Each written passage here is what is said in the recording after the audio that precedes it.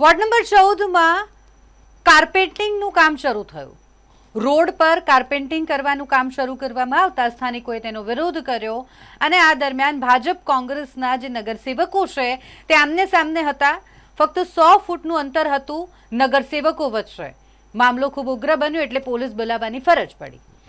ચૂંટણી પૂરી થઈ ગઈ છે અને તેની સાથે જ કાર્યકર્તાઓ પોતપોતાના વિસ્તારમાં જે વિકાસના કામો છે, જે અધૂરા કામો છે તેને પૂરા કરવાની કામગીરી તરફ આગળ વધ્યા છે। નગરસેવકો પણ પોતપોતાના વિસ્તારમાં જે કામગીરી અધૂરી રહી ગઈ છે તેને પૂરી કરવા માટે અને વિકાસના કામો કરવા માટે વિસ્તારમાં જઈ રહ્યા છે।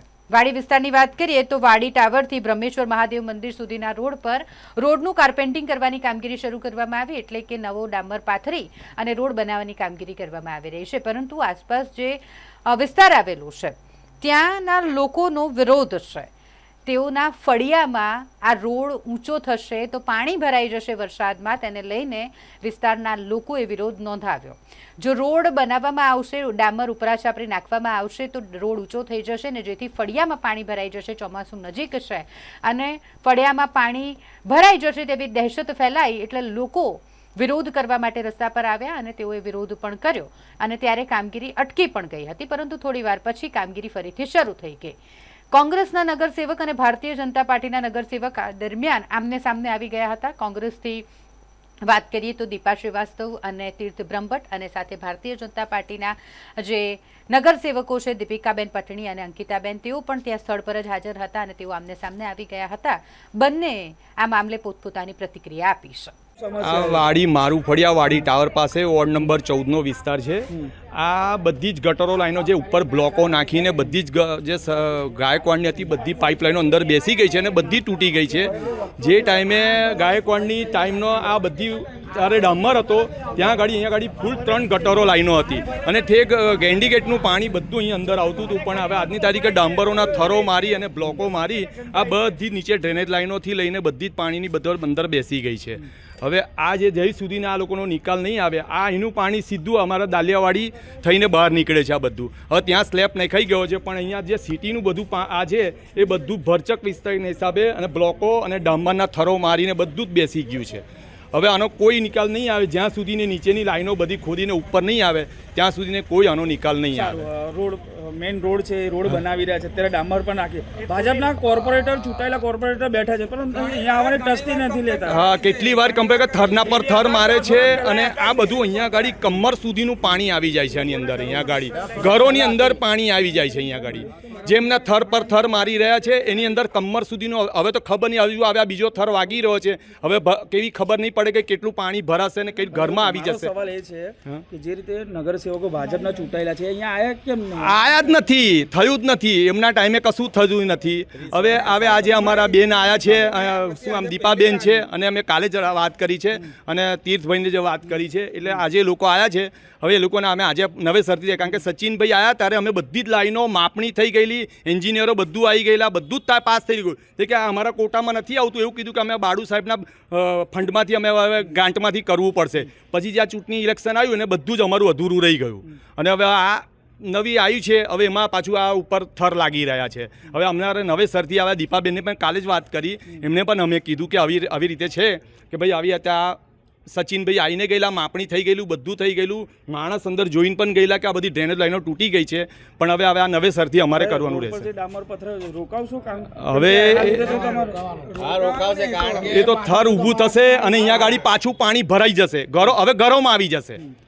હવે નેક્સ્ટ એમને દેખવાનું છે કે આ ચોમાસામાં એમને દેખાડવું પડશે કે જો તમે ઉપર ડામર લગાવી જશો આ બધું ઘરમાં, હવે બધાના ઘરમાં પાણી આવી જશે। શું નામ તમારું? હિતેશ રાજપૂત, વોર્ડ નંબર 14નો વિસ્તાર, જ્યાં આજરોજ વીએમસી દ્વારા બ્રહ્મેશ્વર વાડીથી વાડી ટાવર સુધી કાર્પેટિંગનું કરવામાં આવ્યું, એ પણ 9,93,000 એટલે ઓલમોસ્ટ 10 લાખના ખર્ચે। અમે ત્યાંના નાગરિકોને અમે પહેલાં સવારે કીધું કે ડામરની જરૂર નથી ભાઈ, એ અમે ડામર તમે નાખો તો ખોદીને કરો, જેના કારણે લેવલ ઉપર લેવલ આવે, થર ના ચોપડે, આપણે મેકઅપ કરી જાય, એમાં મેકઅપ ઉતરે એટલે પાછા જેવાના થાય એવા। આ વિસ્તારની મુખ્ય સમસ્યા પાણી ડ્રેનેજની સમસ્યા છે, પાણી ભરવાની સમસ્યા છે, તમે એની પર ધ્યાન આપો, ના કે ડામર પર। અમને એવું લાગે છે પોતાના મળતિઓને કોન્ટ્રાક્ટ આપીને ક્યાંક ને ક્યાંક ભ્રષ્ટાચાર આચરવામાં આવી રહ્યો છે। કારણ કે તમે જો ડામરની જરૂરત નથી, મેં અધિકારીને પૂછ્યું કે ભાઈ અહીંયા તમે કોઈ ટેસ્ટ કર્યા ડામર નાખતા પહેલાં રોડના કે રોડ પર ડામરની જરૂર છે કે નહીં, તેની પાસે જવાબ જ નથી. ને એને ડામરનું ટેમ્પરેચર માપ્યું છે, ના થર માપ્યું છે કે કેટલા એમએમનો છે. એ કહે છે કે પોળમાં થર ઊંચો હોય. મેં પોતે ટેકનિકલ છું, મેં BE સિવિલ ભણેલો છું, મને ખબર છે કેવી રીતે કામ થાય. આ માત્ર ને માત્ર ભ્રષ્ટાચારનું કામ છે. અહીંયા છેલ્લા 30 વર્ષથી વાડીમાં ગટર લાઈન નાખવામાં નથી આવી, વરસાદી લાઈન નાખવામાં આવી, જૂનામાં જૂની લાઈનો ચલાવવામાં આવી છે. અને મારા વાડીના રહીશો ગંદુ દૂષિત પાણી પી રહ્યા છે, ડ્રેનેજની સમસ્યાથી પરેશાન થઈ રહ્યા છે. એ હવે ચલાવવી લેવાનું નહીં, કારણ કે વર્ષો પછી કોંગ્રેસ શાસન આવ્યું છે અને જનતાને ન્યાય આપીને રહીશું. જનતાને આરામ રાજ્ય શું છે એ સાબિત કરીને રહીશું. સૌ પ્રથમ તો હું એક જ વસ્તુ કહીશ કે આટલા વર્ષો વાડીમાં રહ્યા પછી બી જે વસ્તુઓ નથી થઈ અને હવે થઈ રહી છે, પણ ટુકડામાં અજ્ઞાન રીતે થઈ રહી છે, અભણ રીતે થઈ રહી છે. ભણેલા લોકોને પદ પર બેસાડ્યા હોત ને તો ટેકનિકલી વર્ક થાત. આજે લોકોનો રોષ છે ને એના માટે જ છે. ખુરશી પર આવીને બેસી જવું અને રોડ પર કામ ચાલી રહ્યો છે, દેટ ઇઝ મીનલેસ. હમ્બલનેસ લાવો લાઈફમાં, લોકોને મદદરૂપ બનો અને એ લોકોને સાંભળો, સમજો. ચૂપચાપ બેસીને સાંભળવાની કોઈ જરૂર નથી. આજે અમને જે ચૂંટાઈને લાયા છે, અગર એમની સમસ્યા અમે સાંભળીને અમલ ના કરી શક્યા તો પછી શું કામનું? એમની સમસ્યા એટલી છે કે આ જગ્યા પર વારે ઘડીએ પાણી ભરાઈ જાય છે, આ ભાગ જે છે એ નીચું છે, ડ્રેનેજ આખી ભરેલી જ હોય છે. વરસાદી કાસમાં લોકોએ, બીજા જે સાઈડના લોકો છે જેમને જ્ઞાન નથી, એ લોકોએ જોઈન્ટ મારેલા છે. તો મારું એવું જ કહેવું છે કે જેટલા બી અધિકારીઓ છે, આપ આવી જાઓ, કામ શરૂ કરી દો. મને બીજેપી કોંગ્રેસ નથી કરવું, મને માણસની માણસાઈ બતાવી છે અને એમની સમસ્યા છે, એમનો હલ લાવવો છે અને આ જ મારો રોષ છે. અને આ જોશ દર એક દિવસ દેખાશે. અને બીજી એક વાત કહું, આ જેટલા બી 2 નંબરના ધંધા જે કોઈ બી વ્યક્તિ કરી રહ્યો ને, કાન ખોલીને સાંભળી લેજો, હું નહીં ચલાવું. અને તમને ના પોલીસ ભેગા કર્યા ને તો મારું નામ બદલી કાઢજો. હું દીપા શ્રીવાસ્તવ છું. આ ખાસ કરીને બીજું, જેટલા બી આ પથ્થારા પર લઈને પૈસા લો છો ને, મોબાઈલ નંબર કહી રહી છું 9727792100. કોઈ પણ ગયા વ્યક્તિને તમે લોકોએ હેરાન કર્યા, આપ કોલ કરજો. આ દીપા શ્રીવાસ્તવ આવશે, લડશે અને અવાજ ઉઠાવશે. ગરીબ લોકોની જોડે છું અને જોડે ઊભી રહીશ. એમને તો કાયમ માટેની ટેવ પડી જ છે કે જ્યાં પણ સારું કામ થાય ને ત્યાં રોડા નાખવા ટેવ પડી જ ગઈ છે. તમે જોઈ રહ્યા છો કે એમના સિવાય ઠેક ત્યાંથી જે બ્રહ્મેશ્વર મહાદેવથી અમે રામચોક લગ્યા, કોઈએ ઉપરથી વિરોધ નથી કર્યો, ઉપરથી બધા ખુશ છે. પણ એમને જ્યાં પણ અમારા કામ જે કરતા હોય એમાં એમને કાયમ ટેવ પડી છે રોડા નાખવાની, ને કાયમ માટે એવું કરતા જ રહેશે. ક્યાં પણ કામ થશે ને, જેની ટેવ નેગેટિવ હોય નેગેટિવ કરતા જ રહેશે. બેન, લોકોનો કહેવું એવું છે કે ત્યાં ડ્રેનેજની સમસ્યા છે, વરસાદી કાસની જે સમસ્યા, પાણી ચોમાસામાં ભરાય છે, એ સમસ્યા છે. તો પહેલાં એ નિરાકરણ લાવે પછી રોડ બનાવવું કેવું છે?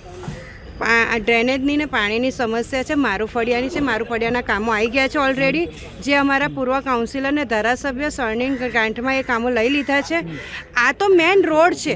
ક્યાં એમનું મારું ફળિયા આવ્યું ને ક્યાં એમનું ઘર આવ્યું ને આ રોડ આવ્યો, એ આપી જોઈ રહ્યા છો મીડિયાના માધ્યમથી કે આ તો મેન રોડ પર છે અને એમનું ઘર ક્યાં છે. એ ત્યાં પણ વરસાદી કાસ આવેલી છે. વખત આવશે તો એ વરસાદી કાસ પણ ત્યાં પણ અમે ખુલ્લી કરાઈ અને ત્યાં પણ સફાઈ લેવાના છે. એકાદ બોર્ડ સ્ટેન્ડિંગ ચાલુ થાય પછી ત્યાંના પણ કામ મંજૂર કરીને અમારે વરસાદી કાસની પર જે દબાણો છે તોડવામાં આવશે. એ પછી એ તો તોડીશું જ ને. ત્યારે પછી અમે મારા તારા નહીં કરીએ ને, પછી એમને બોલાવીશું કે જોઈ લો આ